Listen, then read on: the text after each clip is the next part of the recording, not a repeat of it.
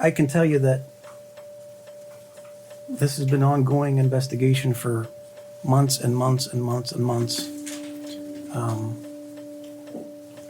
We have simultaneous search warrants going on currently as we speak. I understand. We have search warrants going all across the country at this point. Don't think he's not in Vegas rolling you under the bus. Because his world's crumbling right now.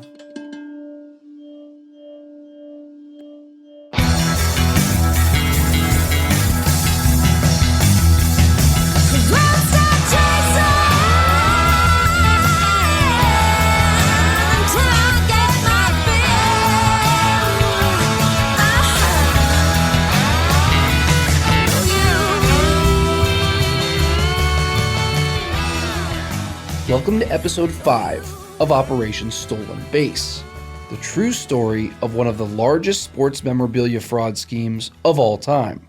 My name is Johnny Chechitelli. We last left off on December 1st, 2014, the moment Cliff Panizic's life changed forever.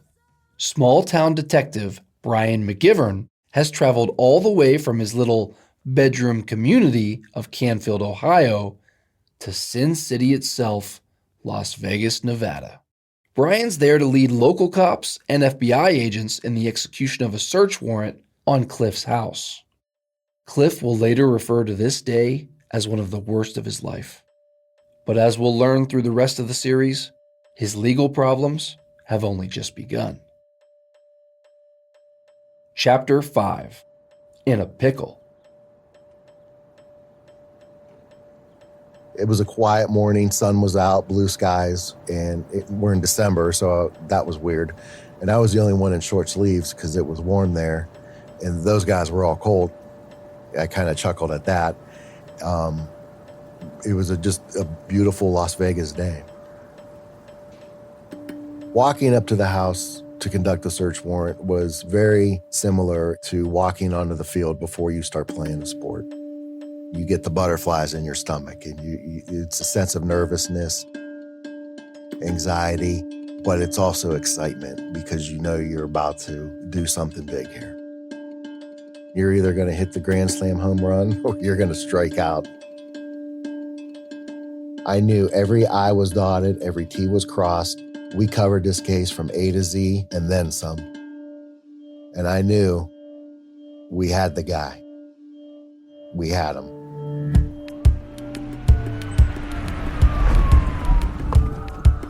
I'm walking up the driveway and we get them out. I'm talking to Cliff. I said, Cliff, my name's Detective Brian McGivern. I'm with the Canfield Police Department. And I said, Canfield, just south of Austintown where you grew up.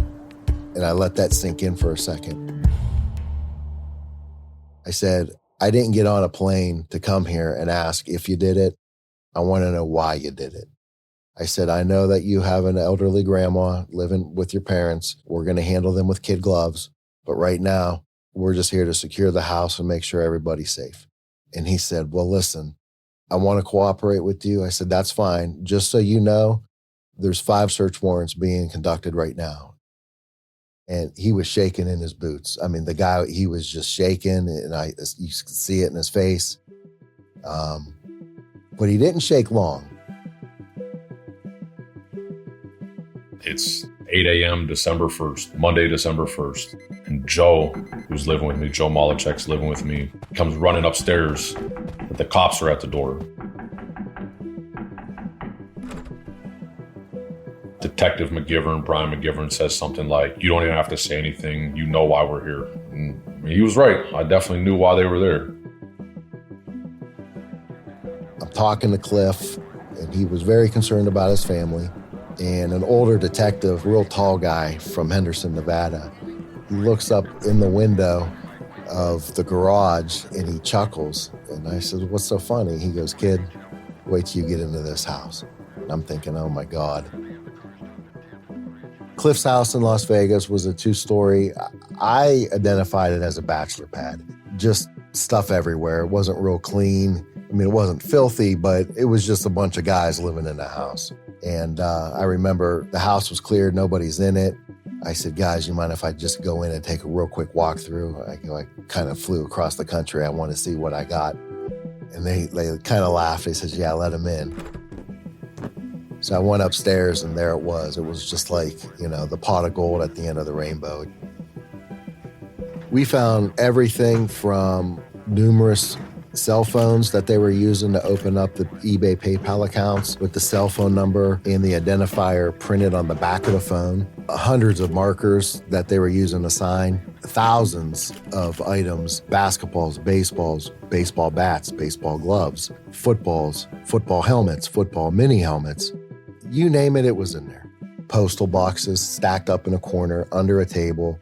I would say hundreds of items in there, either being prepared to be shipped, half like in a box, half out of a box, like a jersey was draped over. It looked like a shipyard in the garage. I mean, it was hysterical.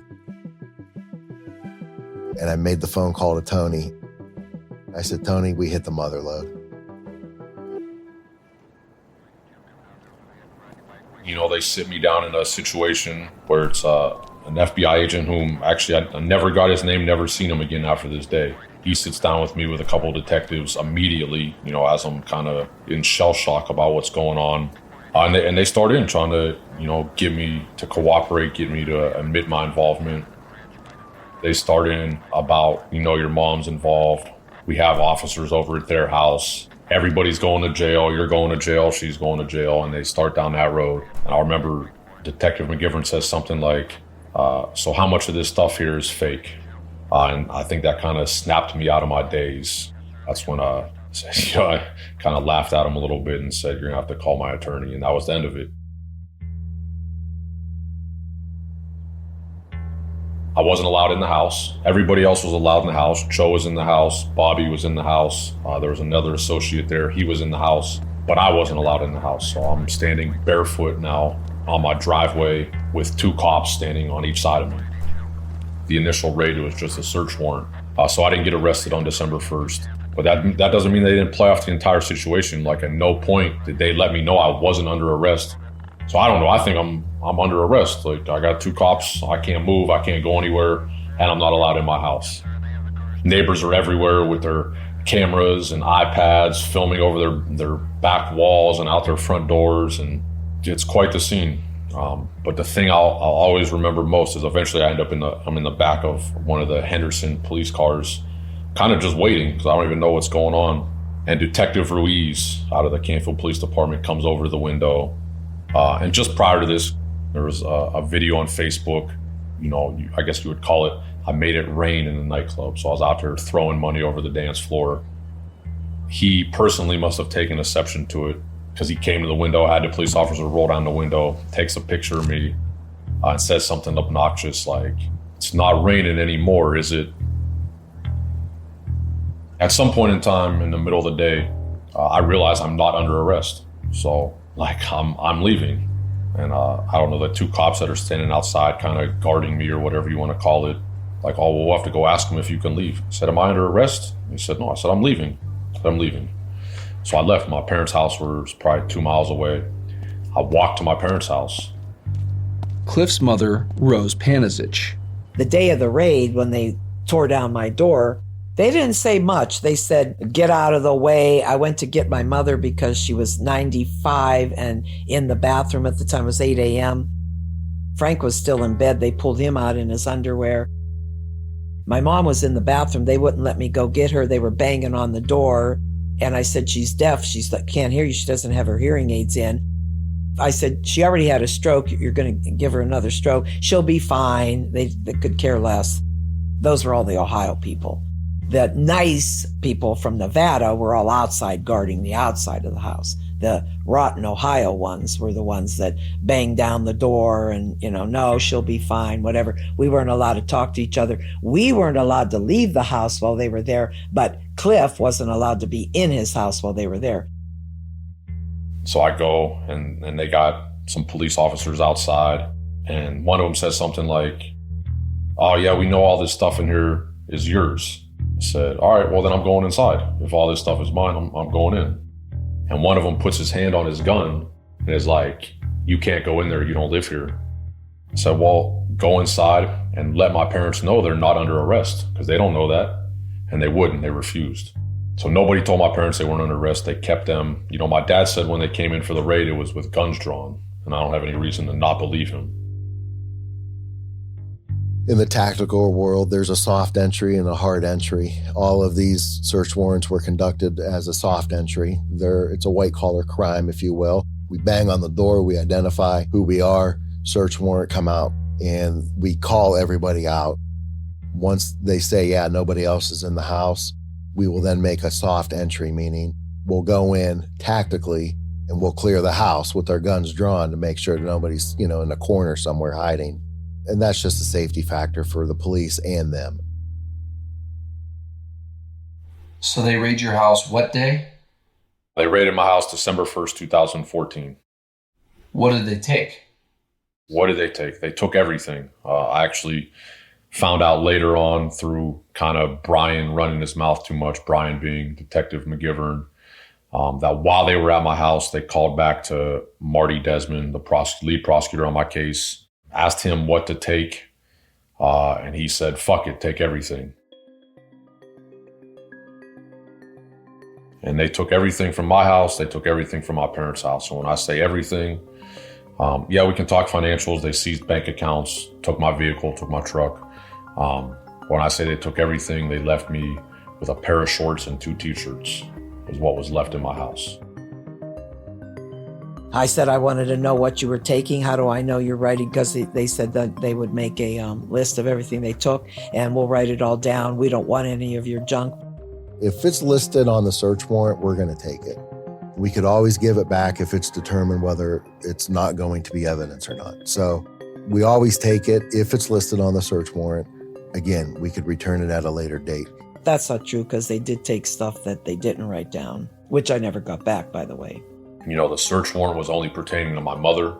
They took my mom's car, yes. She was on the search warrant. They took my dad's clothing.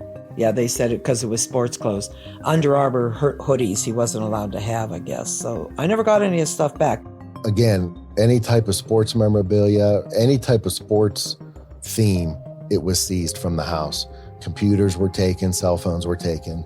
They took all of the paperwork from the house, which included all of, rental agreements, my dad's medical records, my parents' marriage license, everything. They took my grandmother's hearing aids. They took my grandmother's handicap parking placard. They took things that didn't need to be taken. They took credit cards from my dad. They took credit cards from my grandmother. They took multiple pieces of property that had nothing to do with the case. In fact, there was a point in time where, my mother had told me that Henderson Police Department had to kind of run the raid because it's in their jurisdiction. While they're sitting at the table writing down the inventory list, they're kind of rolling their eyes. They can't believe the stuff they're taking, that they're taking from my father, that they're taking from my grandmother. We ended up taking some clothing and jewelry because Cliff had 0 form of income at this time. Checked with the IRS. He never filled out a 1099. So how is he living this luxury life with all these shoes and clothes and watches and that type of stuff? So those were all listed on the search warrant. We ended up taking them. The whole day became damage control. There were a lot of people involved that were unknown about until they came in my house and got into my laptops and my phones. When got a laptop off another one of my associates that had it, when bought a track phone, and I'm on the phone pulling phone numbers and calling people that they don't know about yet. If you ask the cops involved, they'll tell you that their multi-state operation on December 1st, 2014 was an overwhelming success. Police officers and FBI agents in Ohio and Nevada conducted 5 simultaneous raids. Those interrogation clips you've heard at the top of each episode are the authorities questioning Jason Lenzi about his involvement. Lenzi, you'll recall, was the banker in Ohio who helped Cliff set up hundreds of accounts to launder his money through. All right. Jason, you're a pretty smart guy making investments and everything. I'm sure maybe you have an inkling on what's going on. Well, I feel like he's probably hasn't been doing it legitimately now. Probably. I'm just thankful that I was never part of that. we'll understand this. We think you are a part of it a little bit. That's why we're here with this. Oh gosh, okay. So, I mean, we're not just here to talk to you. Okay. We're going to go through all your things and your receipts and everything Okay. like that. So, I would advise you that if you're going to talk to us at all, at least be honest and upfront with us. Yeah. Oh, what's going on? Okay, Yeah. what you know, what you don't know. Like I said, we're here for a reason. We didn't. We got a judge to sign a search warrant based on all the evidence that we have. So we've got a stack of transactions. We have over 1,000 paper trail. 1,000 pages of text messages back and forth, text messages and phone calls back and forth from you and Cliff. So what can I do to put myself in the best situation? And I don't mean this in a disrespectful way, but what am I looking at as far as possible charges? Like, what on earth did I do that was... Well, go ahead. Yeah, the amount of charges that you could be looking at are countless, ton. So to just be completely honest with you, you're in a pickle. All right. So I can't promise you anything, neither can any of these guys. All right. But your cooperation goes a long way. So you might have been in the peripheral of this. Yeah, that's and kind of... knew exactly what was going on. Whatever, we understand that. But I can tell you that the game is 100% up. Just like Agent Tony Sano says, they've caught Jason Lindsay in a pickle. And are you aware in any way that he is selling stuff that's not authentic? Yes. Okay. So at least we're getting somewhere. So did you ever give him anything to sell that you knew was not authentic? Yes. I would give him some baseballs. He would sign a couple, and I would sell them myself. Just correct me if I'm wrong. You would go to the store, buy baseballs, give them to him. Yes. Cliff. He would sign them, give them back to you to sell. Yes. So you understood that, obviously, that they were not authentic. Yes. It's been a few episodes since we heard from Jason Moore, the quiet, unassuming guy who was friends with both Cliff and CJ McCormick. At one point, Moore was practically connected to Cliff at the hip, tagging along from city to city as Cliff played ball in the Pecos League. Back then, it was Jason Moore's job to move and set up the memorabilia business in each and every town they traveled to, keeping the money train on track. At the same time that Detective McGivern is raiding Cliff's house outside Las Vegas, FBI agent Sano is making a house call of his own. Cliff and I had a falling out at some point after we had moved back from Santa Fe, and I had started talking to a girl, and things started to get pretty serious between the two of us. And I know Cliff didn't like, other people knowing, and so eventually I ended up moving in with her. And Cliff, he just cut the business ties off. He said, that last grouping of items, don't worry about giving me a cut. Keep 100% of it, but no more. You got to figure it out from here. So I moved out of his house. I became a firefighter. I got my fire card. And at that point in time, I found my way out of eBay. I was looking for a way out. And I could remember, I went through the house and just cleaned house. I turned my laptop inside out. I ended up throwing my internet device into a lake somewhere. It's kind of like a drug addiction that you're getting rid of everything because it was easy money. And I tried, starting a life, but there's certain things I never did because I just always felt like something was going to happen. I want to say it was December 1st, 2014, yeah. I get home and I see a business card on the door. I look at it and it said, I believe his last name was Sano.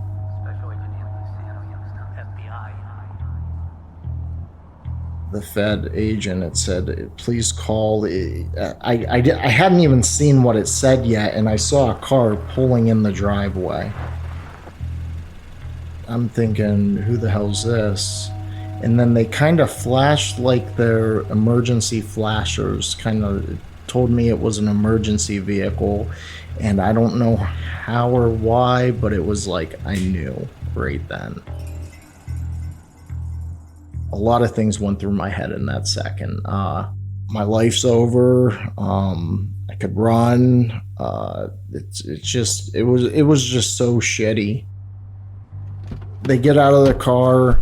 I say, can you guys give me a second? I've been at work. I was covered in mud. I remember that. I said, do you care if I run inside and change real quick? I want to get out of these clothes. I said, my dog's inside and let me, take her out back. And they're like, yeah, go ahead. That's fine.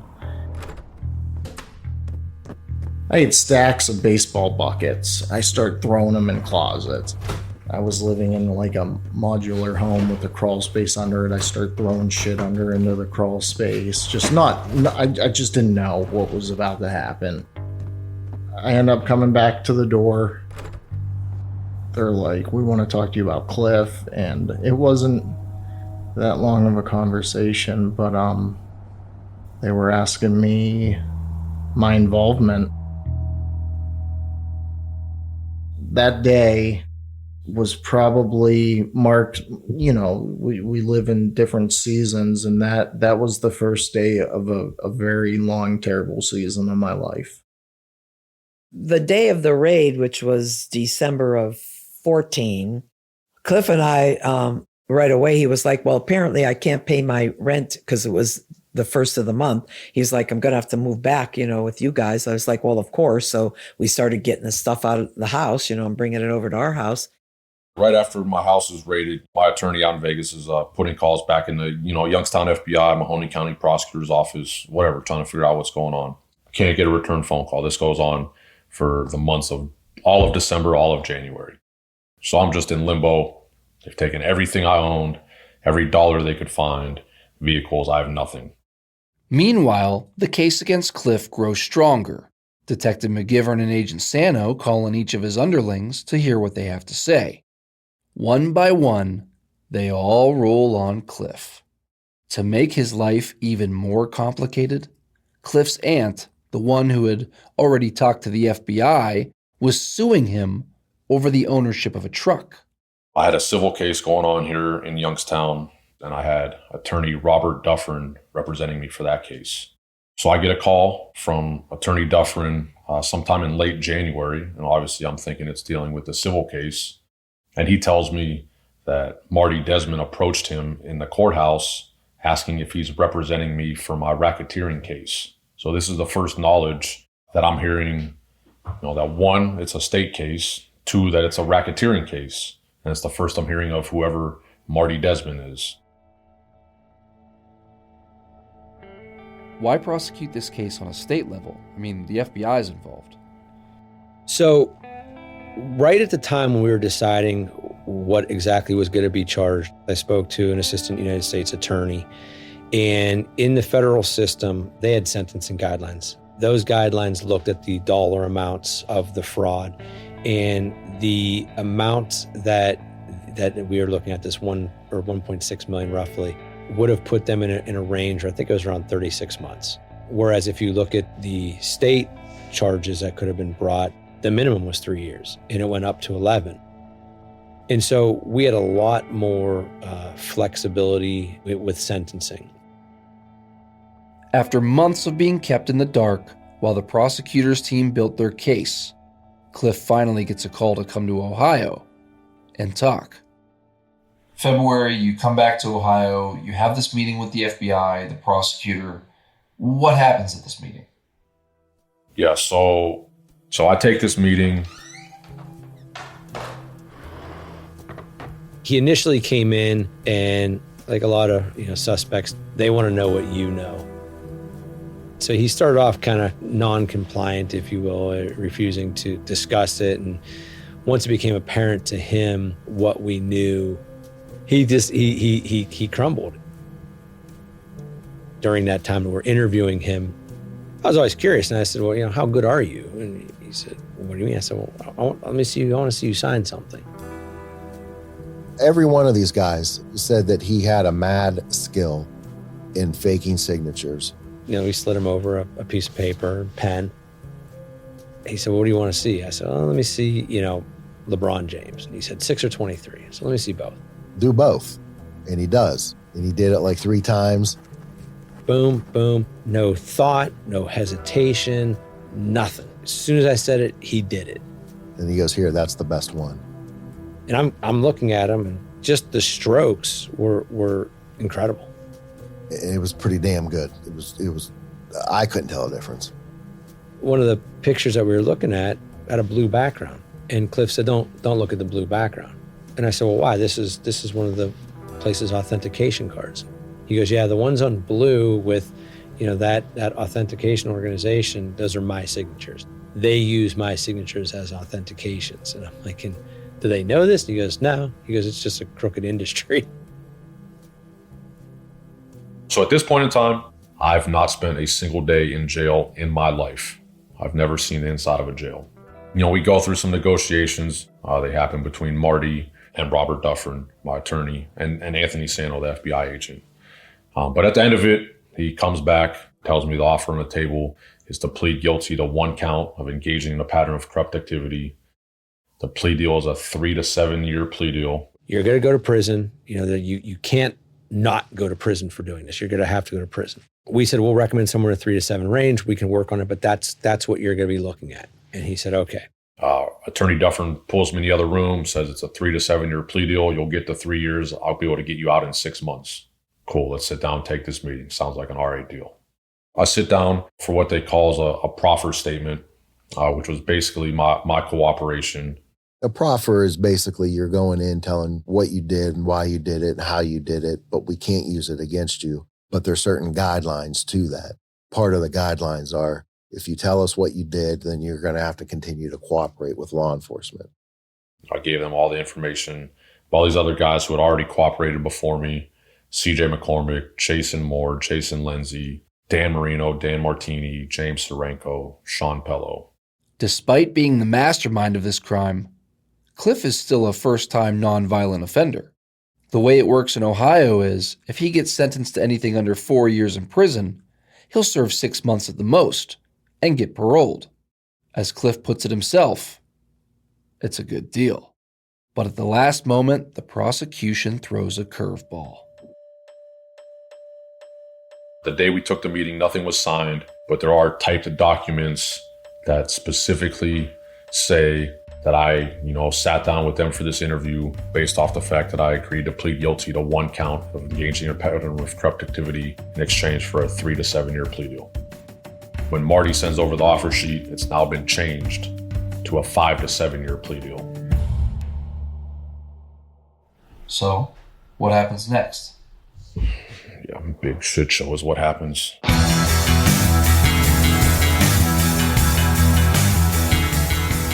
On the next episode of Operation Stolen Base, 3 to 7 was with you cooperating. You never cooperated. The prosecutor and judge just fucking do whatever they want. It sure feels like he has a vendetta or an agenda. He got real upset and he said, "You know what? You want me, come get me."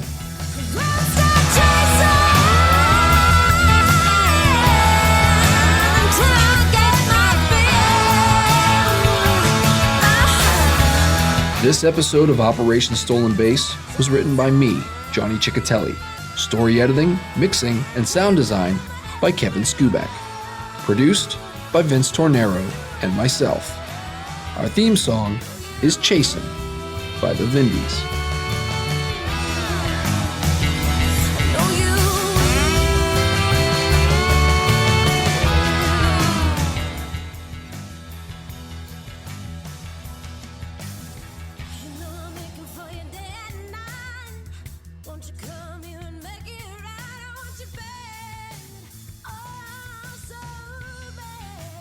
That was an amazing podcast from an amazing podcast company in co-production with Wessler Media. If you enjoyed this episode, don't forget to leave a review. It goes a long way in helping more people find the show.